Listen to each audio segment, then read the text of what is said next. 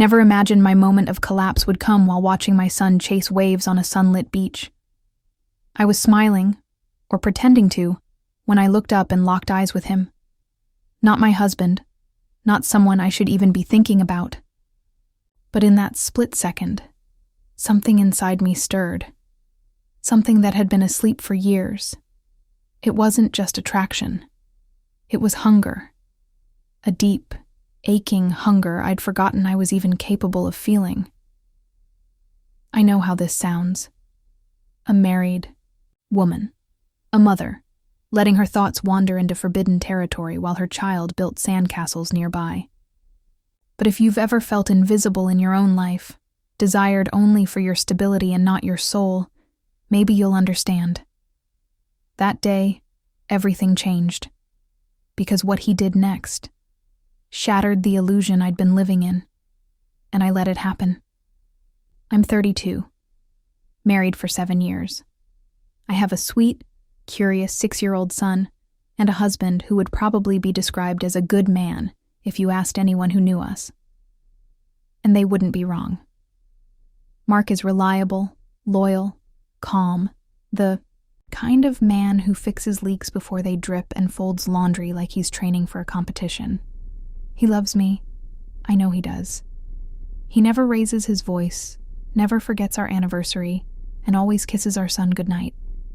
On paper, I'm living a life most women would envy, and for a long time I told myself that was enough. But if I'm being honest, painfully, brutally honest, something in me has been dying in silence. Our home is quiet, too quiet. We don't fight, but we also don't really laugh anymore. We haven't had real intimacy in months? Maybe more. When Mark touches me, it's out of routine, not desire. We kiss like people shaking hands, polite, expected, empty. I find myself lying still in bed, waiting for him to fall asleep, so I can roll away and exhale the weight I carry in my chest. The sex, when it happens, is predictable, safe, like checking a box. He always asks, "Was that good for you?" And I always smile and nod, even when I feel nothing. I started, avoiding his eyes during those moments. Not because I hate him, but because I hate lying to him, and to myself. I used to be passionate, curious, alive. But that part of me has slowly atrophied under the pressure of motherhood, domesticity, and keeping up the illusion of being fine. I scroll past images of women laughing with wine in their hands, running barefoot on the beach, and I wonder when I stopped feeling like her. When did I become this version of myself? Sometimes, I cry in the shower just to feel something other than numb. Don't get me wrong. I don't want to hurt Mark. I don't want to blow up my life. But I can't shake the feeling that I'm fading. And if no one notices I'm disappearing, does that mean I was never really seen in the first place? That's the state I was in that day on the beach. Watching my son, watching the waves, and then watching him. The man who would look at me in a way Mark hadn't in years. The man who would make me feel real again. It started with a shadow, literally, cast across the sand just as I was brushing sunscreen onto my son's back. He giggled and squirmed, and I squinted up toward the sun, only to find him standing there. Jake. I hadn't seen him in over a decade, not since our university days. He looked older, yes, but somehow even more magnetic. His hair was darker now, tinged with sun-bleached streaks. Scruff framed his strong jaw, and his body. Well, time had only improved it. Athletic, lean, confident. That same easy smirk I remembered from college was still there. Except this time, it twisted something low in my stomach. "Lena?" he asked, those piercing eyes scanning my face. Like he wasn't entirely sure I was real. I laughed, maybe too quickly. "Jake? Wow, I haven't seen you since "Since you broke my heart at graduation," he said, that teasing grin spreading. But his eyes didn't laugh. They lingered, heated. That was the first moment I felt it, the flicker, like a match, being struck deep inside me. He sat down with us on the beach. My son took to him instantly, asking about his sunglasses and begging him to help build a sand fortress. Jake played along, natural and warm, as if he belonged there. I watched him, half entranced. Every time our eyes met, it felt deliberate, slow, like he was trying to say something without saying it. We spent the afternoon like that, talking between shovel passes and seagull chases. He asked about my life. I told him the curated version. Married, 1 son, moved to the suburbs, left out the loneliness, left out the numbness. He nodded politely. "You always said you'd be a mom. I remember you talking about that, even back then." I smiled at the memory, but something about his tone made me pause. There was a trace of sadness. Or was it longing? "And you?" I asked. "Married? Kids?" He shook his head. "Nope. Came close once, but it didn't stick." He glanced at me then, and something unspoken hovered between us. The next day, he found us on the beach again. And the next. It started feeling like routine. My son looked for him the moment we arrived, and I started preparing differently. Shaving, my legs, choosing swimsuits that clung a little tighter, applying lip balm before stepping out of the car. These were things I hadn't done for my husband in months, years. With Jake, our conversations deepened. He started sitting closer. His knee would brush mine. Once, accidentally, then later, without moving away. I felt it like a pulse through my whole body. "You seem different," he said one afternoon. Quieter, not the Lena I remember. I looked down at my sand-covered hands. "Life changes you. Or dulls you," he said softly. "You used to be the loudest one in the room, laughing at your own jokes, daring people to do stupid things. You were electric." I didn't answer. I couldn't. Because part of me wanted to cry, and another part wanted to lean over and kiss him until I remembered who that woman was. The turning point came on the 5th day. My husband had driven back home for work, just for 2 days. Jake and I sat together as the sun dipped low, my son napping beside us wrapped in a towel. "I still think about you," he said suddenly. His voice was low, thick with meaning. "More than I probably should." I froze. The tide was creeping, up the sand toward our feet, and yet all I could feel was heat. "Jake." He turned toward me, his face serious. "I know you're married. I'm not trying to make things complicated. But I also know what I see when I look at you. You're not happy. You can pretend you are, but your eyes say otherwise." My breath hitched. My body reacted before my mind could stop it. A full-body ache that radiated out from my chest. From that hollow place I'd spent years ignoring. He reached out and tucked a strand of wet hair behind my ear. His fingers grazed my cheek, lingered. I leaned in without meaning to. Just enough for my lips to part, my breath to catch on his skin. "Tell me to stop," he whispered. I didn't. I couldn't. Because I didn't want him to. I hadn't felt this alive, this seen, in so long. And even if we hadn't crossed that line yet, it had already begun. The wanting. The slow-burning pull I no longer had the strength to resist. That night, I couldn't sleep. I lay awake in the rental house, listening to the rhythm of the waves outside, remembering the look in his eyes. the way his voice had cracked when he said my name. Something was happening, something dangerous, but something I needed like air. It happened the night the storm came in. The sky had turned a strange purple gray, and the wind picked up just as I was tucking my son into bed at the beach rental.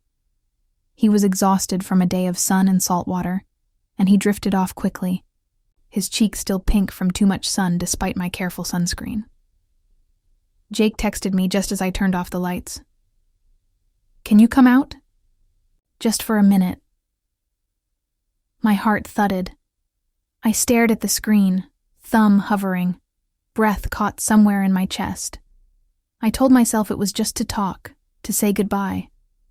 Mark was returning the next morning. I whispered a silent prayer that my son would sleep deeply, quietly, as I slipped out the door and pulled my hoodie tighter against the wind. He was standing by the dunes, facing the ocean, his hands in his pockets. He didn't turn when I approached, but he spoke when I was close enough to hear. "Thought I imagined you saying nothing today," he said. "I thought maybe I'd crossed a line." "You didn't," I said softly. "Not a new one, anyway." He turned then, his eyes catching the lightning flickering in the clouds above the water. "So which line do we stop at, Lena?" I opened my mouth to answer, but the truth was, I didn't know anymore. I stepped closer.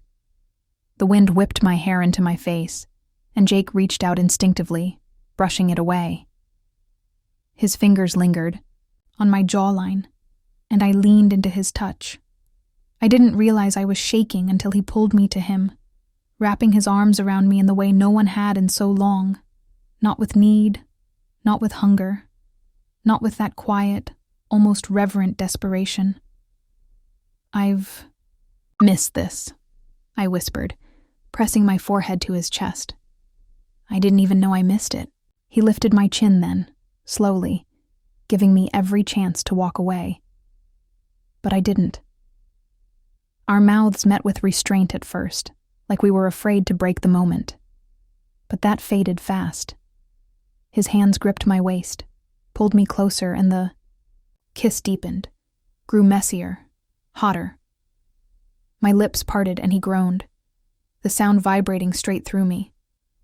I clutched at his shirt, felt the firm lines of his body beneath it. My whole body was alive, alert, burning. We didn't speak again. He took my hand and led me to the small guest house he was staying in, just a short walk away from ours. The storm rolled louder in the distance, thunder echoing in time with my heartbeat. Inside, the room was dim, warm. He closed the door behind us, and suddenly it was real.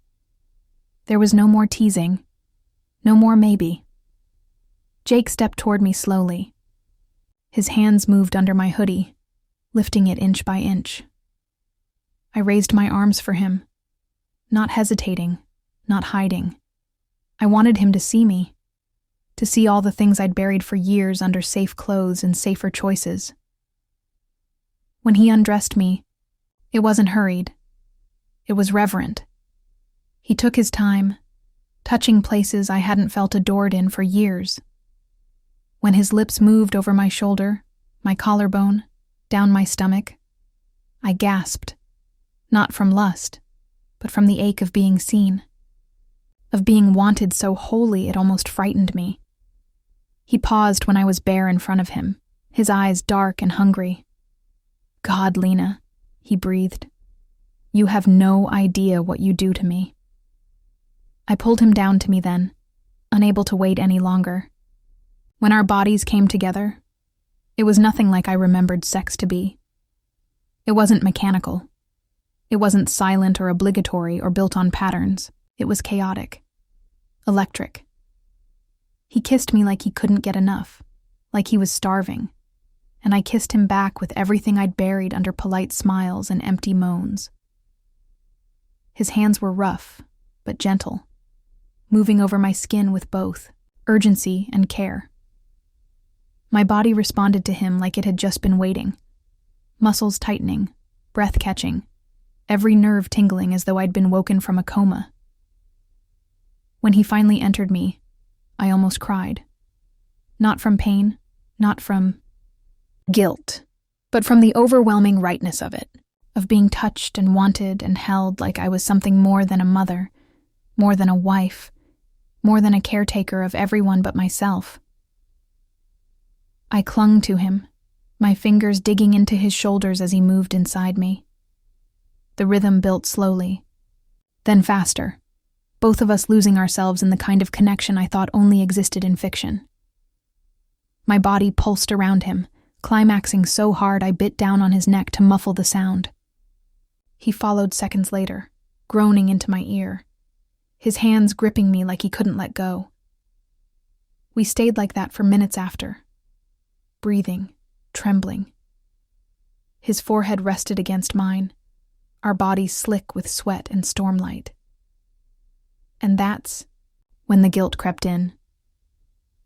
It started slow, just a flicker in the corner of my mind. Then it swelled. Mark, my son, the life I'd just betrayed. I rolled onto my back and covered my face with my hands, suddenly unsure if I should cry or laugh or scream. Jake turned to me, his fingers brushing my thigh. "Talk to me." "I shouldn't be here," I said, voice hollow. He nodded, silent. "But I don't regret it," I added. "Is that awful?" He pulled me close, tucked my head beneath his chin. "No," he said softly. "It just means you've been missing something for too long." We lay in silence after that, listening to the rain start tapping at the windows. My body was exhausted, but my mind was on fire. My soul, too. I felt like I had been shattered and reassembled into someone new. And I knew, even then, that nothing would ever be the same again. The morning after was too bright, too still. The storm had passed, but something inside me was still raging. I woke in Jake's bed, tangled in sheets that smelled like salt and skin and sweat. For a moment I let myself pretend I was single, that I had no ring on my finger, no child sleeping down the street, that this was my life now, quiet, messy, full of heat and touch and being wanted. But that illusion shattered the second I checked my phone. 4 missed calls. 2 from Mark, 1 from my mother, 1 from the sitter, confirming she'd be by in the morning to help with groceries. Real life had returned, like it always does. And I wasn't ready. Jake was still sleeping beside me, one arm flung across the pillow where my body had been. I watched him for a minute, and the ache hit hard. Not just between my legs, but deeper, in the place that remembered who I used to be, who I was last night, who I couldn't be in the daylight. I left without waking him. The walk back to the rental house was short, but I felt every step in my stomach. My thighs ached from pleasure. My skin tingled where he'd touched me. I crossed the threshold and heard the soft sound of cartoons from the living room. My son had woken early. I braced myself, swallowing the bile of guilt. He didn't even notice anything different, just greeted me with his sleepy voice and held out his cereal bowl, asking for more milk. Like I hadn't just unraveled every part of my marriage in the night. Mark arrived 3 hours later. He smelled like aftershave and airplane coffee. Kissed our son. Kissed me. Briefly. Dutifully. I flinched. Not outwardly, but inside. Because the second his lips touched mine, I knew something was broken. Not cracked. Broken. We made love that night. It was his idea. Maybe he missed me. Maybe he was just responding to the intimacy of vacation. But as he moved over me, I felt nothing. Nothing but comparison. The way he didn't look at me. The way he rushed to the end. The way he whispered, "You okay?" Afterward, like he knew something was off but didn't have the energy to ask. Lied. I said I was tired. I curled away from him, and I stared at the ceiling until I couldn't take it anymore and slipped quietly into the bathroom. I looked at myself in the mirror for the first time in days. My lips were fuller, raw from Jake's mouth. My neck still held faint traces of where his teeth had pressed into me. My eyes looked haunted, or maybe awakened. I couldn't tell the difference. Did I feel guilty? Yes, but not for the reasons people would expect. I felt guilty for wanting more, for craving the way Jake looked at me like I was electric and wild and a woman, not just a wife, not just a mother. I felt guilty that I'd lied to Mark for so long, not about cheating, but about everything before it. About the years I'd been dying a quiet death in my own home, starving for connection, pretending routine was love. And I felt guilty that after all of it, I didn't regret the night. I should have. I knew I should have. But when I closed my eyes, I didn't see shame. I saw the way Jake had touched me, like I mattered, like I was made of fire and not glass. I wanted to be better. I wanted to be honest. But the truth? Honesty would shatter my son's world, and maybe mine too. So, I got up. I washed my face. I slid back into bed beside the man who had given me a good life, just not a full one. And I whispered to the darkness, I don't know who I am anymore. Because I didn't, but I knew who I wasn't. I wasn't just his anymore. It's been 3 weeks since the beach. Since that night. Since I came home with salt still on my skin and a storm still inside my chest. I haven't seen Jake since. We haven't spoken. Not in words, at least. He texted once, a simple, "Are you okay?" And I stared at it for nearly an hour before deleting it without replying. Not because I didn't want to, but because I did. And that scared me more than anything. Mark's been trying. I can tell. He's noticed the shift in me.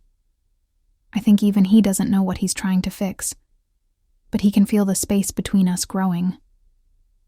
He brings home flowers, offers spontaneous hugs, initiates sex more gently now, like he's afraid I'll slip away completely if he pushes too hard.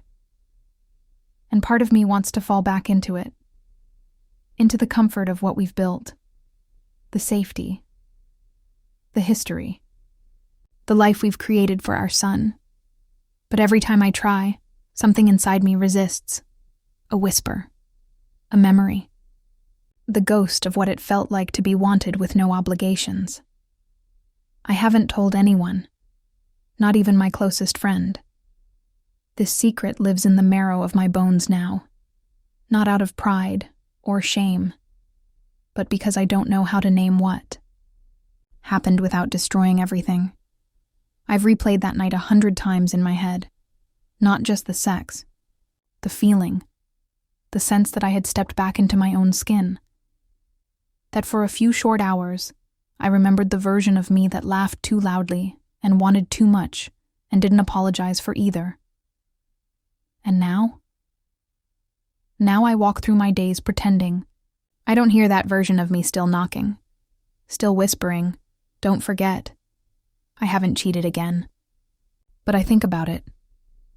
Not just with Jake. With the idea of freedom, of choosing desire over duty, of saying, "I want more," and letting the world deal with the fallout. But then I tuck my son into bed. I fold laundry while Mark hums in the kitchen. And I wonder, am I brave for staying or just afraid to leave? I don't have an answer yet. All I know is this. I was someone else that night. Not a stranger, not a sinner, just me, unfiltered, unfettered, awake. And I don't know if I'll ever go back to sleep.